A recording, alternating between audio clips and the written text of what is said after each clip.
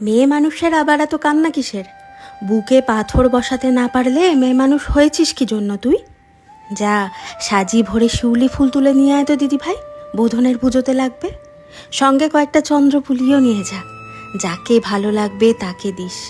জীবনে বিলিয়ে দেওয়ার চেয়ে আনন্দ আর কিচ্ছুতে নেই রে।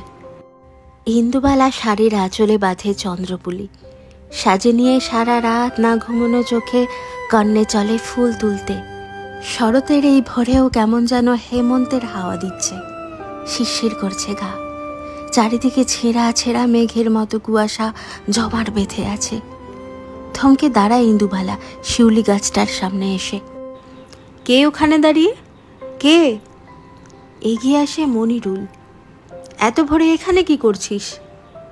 কোনো কথা না বলে চলে যাচ্ছিল মনিরুল, যদিও সে জানতো এই গাছেরই ফুল কুড়োতে আসবে ইন্দুবালা, তাকে আসতেই হবে।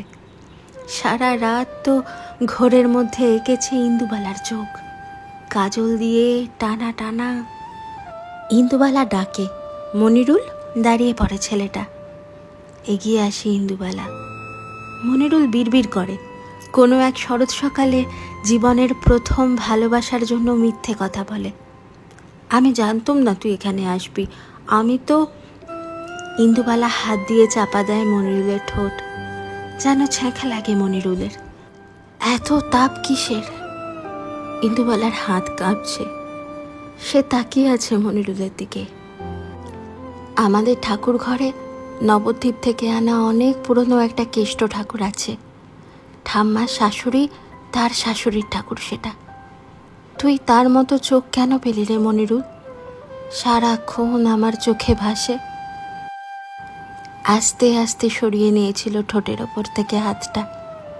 বাড়ি ফিরে কতবার যে সেই হাত নিজের ঠোঁটের ওপর রেখেছিল ইন্দুবালা।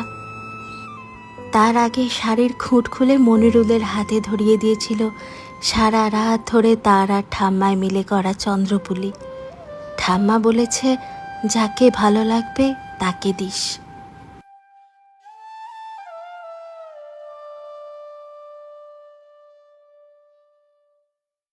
মেয়ে মানুষের আবার এত কান্না কিসের?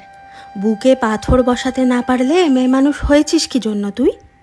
যা, সাজি ভরে শিউলি ফুল তুলে নিয়ে আয় তো দিদি ভাই, বোধনের পুজোতে লাগবে। সঙ্গে কয়েকটা চন্দ্রপুলিও নিয়ে যা, যাকে ভালো লাগবে তাকে দিস। জীবনে বিলিয়ে দেওয়ার চেয়ে আনন্দ আর কিচ্ছুতে নেই রে। ইন্দুবালা শাড়ির আঁচলে বাঁধে চন্দ্রপুলি, সাজে নিয়ে সারা রাত না ঘুমোনো চোখে কর্ণে চলে ফুল তুলতে।